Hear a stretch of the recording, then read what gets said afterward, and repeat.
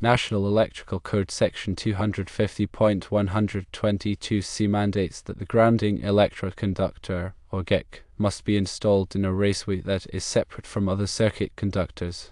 The only exception to this rule is when the GEC is installed in the same raceway as branch circuit conductors serving the equipment grounding conductor for the grounded circuit.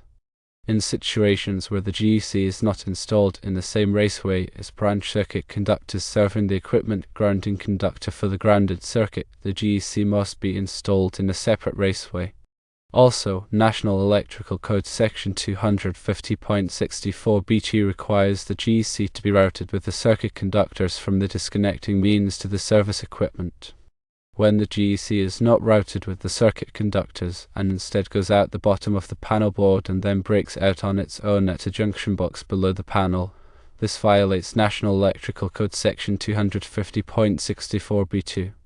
To summarize, the grounding electrode conductor installation does not comply with the National Electrical Code if it is installed in the same raceway as other circuit conductors and is not routed with the circuit conductors from the disconnecting means to the service equipment. The GEC must be installed in a separate raceway from other circuit conductors, and it must be routed with the circuit conductors from the disconnecting means to the service equipment. Therefore, it is important to understand what a separately derived system is. A separately derived system is an electrical source, other than a service, that has no direct electrical connection to circuit conductors of any other electrical source other than those established by grounding or bonding connections.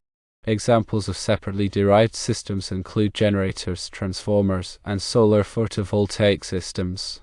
Separately derived systems have specific grounding and bonding requirements to ensure electrical safety.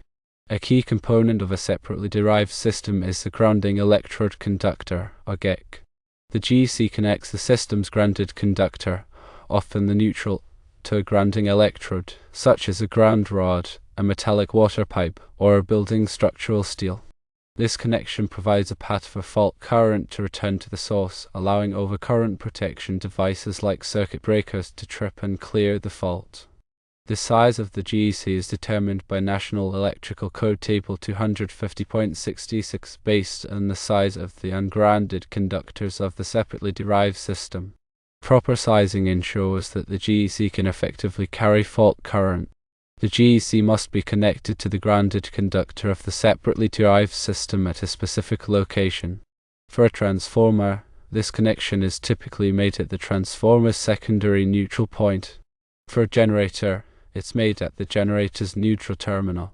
This connection point is crucial for establishing the intended ground fault current path. The National Electrical Code provides specific rules regarding the installation of the GEC. These rules aim to minimize impedance and ensure a reliable ground fault current path. Section 250.64 covers the general requirements for GEC installation, including permissible methods, protection from physical damage, and splicing restrictions.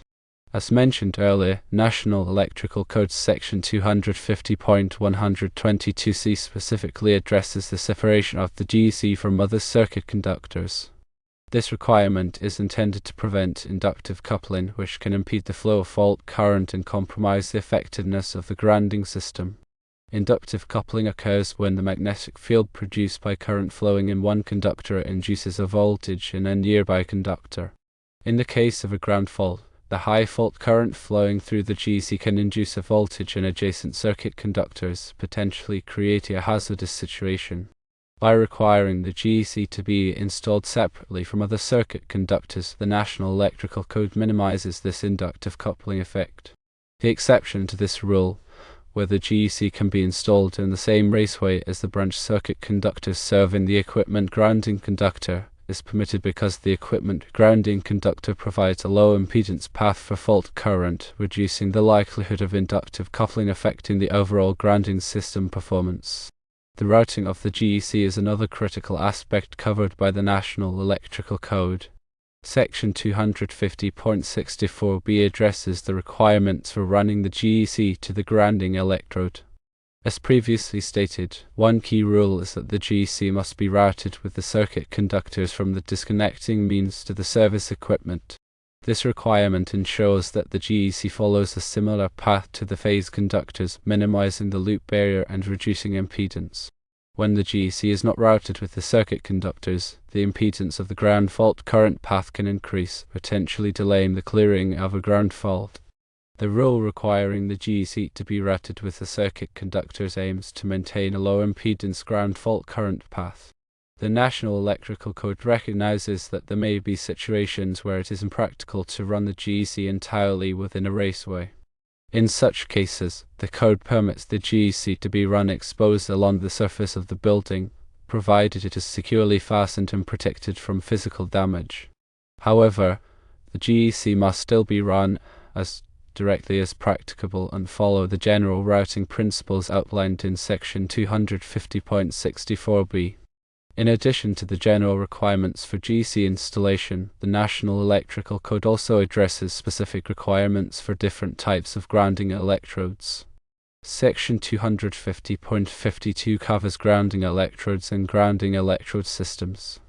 Common grounding electrodes include metal underground water pipes, building steel, ground rods, and ground rings. The National Electrical Code specifies the minimum size and installation requirements for each type of grounding electrode. For example, if a ground rod is used, it must be at least 8 feet long and driven into the ground to a depth of at least 8 feet. The National Electrical Code also addresses the use of multiple grounding electrodes. Section 250.53c requires that if multiple grounding electrodes are used, they must be bonded together to form a grounding electrode system. This bonding ensures that all grounding electrodes are at the same potential, minimizing the risk of voltage differences and improving the overall effectiveness of the grounding system. The bonding connection between grounding electrodes must be made with a bonding jumper that is sized in accordance with National Electrical Code Table 250.66 based on the size of the largest ungrounded conductor of the separately derived system. The proper installation of the GEC is essential for ensuring the safety and reliability of a separately derived system. Violations of the National Electrical Code requirements for GEC installation can have serious consequences, including increased risk of electrical shock, fire, and equipment damage. When inspecting a separately derived system, it is important to carefully examine the GEC installation to ensure that it complies with all applicable National Electrical Code requirements. This includes verifying the size of the GEC, the location of the GEC connection to the grounded conductor, the routing of the GEC, and the type and installation of the grounding electrode. Any discrepancies or violations should be corrected immediately to ensure the safety of the electrical system. In addition to the National Electrical Code requirements, it is also important to follow any manufacturer's instructions or recommendations for the installation of the separately derived system and its grounding components. These instructions may provide additional details or clarifications that are not explicitly covered in the National Electrical Code. It is also important to ensure that all electrical work is performed by qualified and licensed electricians who are familiar with the National Electrical Code and the specific requirements for separately derived systems. Proper training and experience are essential for ensuring that electrical work is performed safely and correctly. When installing or inspecting a separately derived system, it is always a good idea to consult with a qualified electrical engineer or inspector to ensure that all applicable requirements are met. These professionals can provide expert guidance and help identify potential problems or violations. By following the National Electrical Code requirements and working with qualified professionals, it is possible to ensure that a separately derived system is properly grounded and bonded, providing a safe and reliable source of electrical power. The proper grounding of separately derived systems is a fundamental aspect of electrical safety. It protects people and equipment from electrical hazards by providing a low impedance path for fault current to return to the source. Understanding the National Electrical Code requirements for GEC installation is essential for anyone involved in the design, installation, or inspection of electrical systems.